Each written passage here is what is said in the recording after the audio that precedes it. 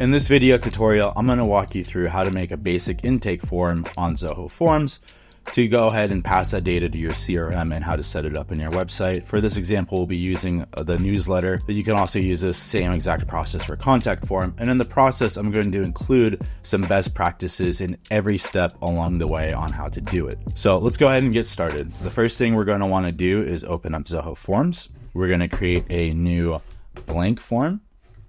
And we're going to call it newsletter because for this example, we are going to create a newsletter intake form. So we'll go ahead and create a standard form. And then we're going to go ahead and need to create some fields. So if they're coming in to opt into your newsletter, we're going to need to set some things up in the CRM and check some things first. So two of the things we're going to want to check is we want some fields to be passed to let them know that they've opted in. So we have a segment later. So if we click leads, standard, we also need to see which fields are required. So in this case, we probably just care about email as the primary and not company. But since company is required and, first, last name's nice too, let's go ahead and remove this as required. So you want to make sure whatever required fields are filled out, that we minimize it either to last name or usually email's the unique identifier. But for this example, this works. We'll go ahead and create a new section and we'll call this subscriptions or newsletter or additional information. And we're going to go ahead and create a couple checkboxes. First one, newsletter opt-in. So we actually just need one checkbox. And then the next thing we want to check is the lead source. So since this is going to be filled out on our newsletter page, let's go ahead and type in newsletter landing page. And we'll go ahead and hit done. We'll go ahead and hit save. And now we can go back to our form. So we know we need their name, first and last. And we want to make everything mandatory. So we'll go ahead and save that. Next, we definitely want their email because we can't send them out a newsletter without their email. Mandatory. And now we want a couple more things. We want a drop down, and we're going to call this lead source. Actually, we don't have to do a drop down. We can also do a single line. We'll go ahead and edit this. Call this lead source. And mandatory, we're going to hide this field and we're going to set the initial value to, let's go back here, it was, and we want this to be precise.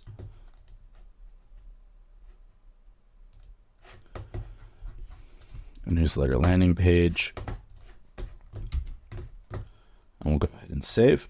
So this is hidden, so it's going to be on the form, but it's going to pass to the CRM, so we know what landing page they came from.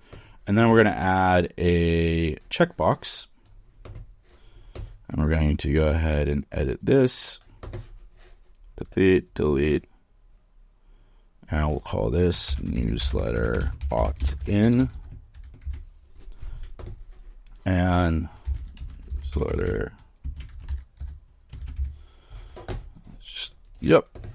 And we'll make it checked and mandatory. And we can also hide this. So that's one way to do it. You can hide it. And if they fill out the form, they're opted in. The other way we could do it is we could say, yes, I would like to subscribe to your newsletter. Just consent. And then we can call it newsletter opt-in. And then we'll go ahead and make it mandatory. And we want to go ahead and set it to checked. And it should not be hidden anymore. Yep, so we're good. So now we have our basic newsletter intake form. The next thing we're going to want to do. So best practices right there.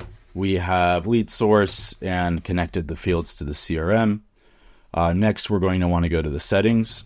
And for the display, we're going to want to hide the header, generally speaking. Submit is fine. The next thing we're going to want to do, save that. Next thing we want to do is let's redirect them to, in this case, we're using just a demo website that we created called Podcaster Zen. And then let's send them to the thank you page. So when they go ahead and fill out the form, it's going to then go ahead and take them to the thank you page, and instead of just sitting on that one page that the form's been filled out. We also have videos on pre-filling, but for now, this is just a basic step-by-step tutorial on how to create a intake form. Next, you can go ahead and customize it with a theme builder, so we can give it some styling, use your brand colors. I personally have found with AI lately that when you hit the share with, and we'll come back to this link in a little bit, but you can also go ahead and embed it.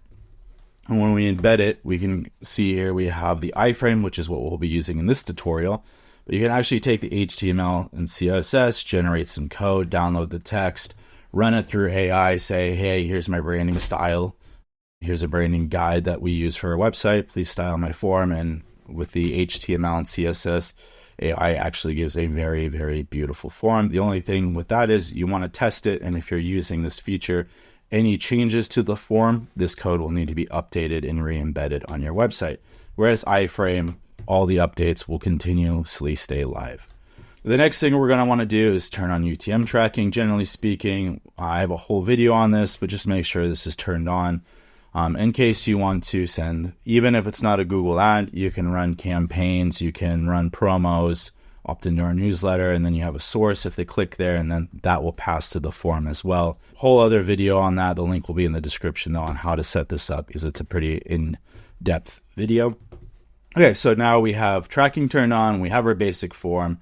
Let's say we built our theme, it looks pretty to our liking. The next thing we're going to want to do is connect it to the CRM. So let's go ahead and integrate. And we said the leads module. Okay, so let's go ahead and map our fields. We have last name, we have first name, we have email. And generally speaking, if we go down this, and then next we have opt-in. So we actually did this wrong, so we need to actually add a decision box. So we'll go ahead and delete this, and we'll integrate this for now so we don't have to backtrack. Okay, so I went ahead and deleted the old checkbox, and actually if we scroll down here, under decision box, this is what we actually need. So we'll go ahead and drop a decision box in, and since this is going to be for the newsletter, I would like to subscribe to your newsletter, and then leave it checked and save. So now we have the form. Now if we go back to integrations, and the lead source should be completely fine. So now if we go back to the integrations, we can go ahead and add opt-in, and now we have lead source, and it maps to lead source. So down here, the record already exists. We can go ahead and update it with new values. So we can go ahead and base it on email. Maybe we want to turn on some workflow automations too as this gets filled out. So whether you're going through campaigns or the CRM to start with, for an opt-in kind of email, thank you for subscribing to our newsletter, we can go ahead and turn that on. Let's go ahead and turn on gclit as well. And we'll need to embed that. That's also in another video. And then you've got a few other options here too, like trigger assignment rules. So oftentimes too, this might be turned on with, say, round robin. If this was a sales contact form, you would turn on assignment rules. Let's go ahead and integrate. So now that should be integrated and good to go. And we'll go back over to share now. And we can go ahead and embed this form. We'll go ahead and copy the iframe. And then for this example, this is using Elementor, but whatever website builder you're using, you would simply just go ahead and let's add an HTML box. And then here we can go ahead and embed the form. And just like that, you see the form, but some of the styling, like we'd probably want to hide the background. We would want to run this through either the theme builder or get the HTML and CSS to customize it to look nice. One other example, you see I have this ugly sidebar here. Maybe we would want to make this 800. So it fills out the complete form without having to scroll. This is an ugly example. The styling can take a little while, but you get the idea. We now have the form on the page. So if we publish this page and we go to the form, we could simply just type in Wayne